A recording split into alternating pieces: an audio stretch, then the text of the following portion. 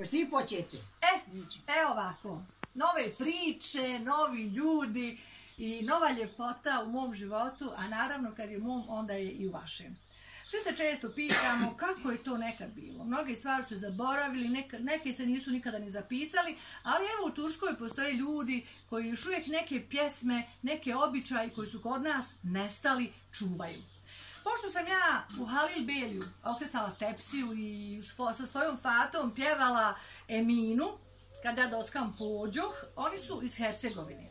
Ove ovdje lijepe nane, lijepe žene, evo možeš i snimiti, su porijeklom iz Krajine. Oni su 4. generacija, došli su iz Krajine i evo nas u Kalafatu kod Bige, Čanakala, ovako oni koji znaju u tom selu.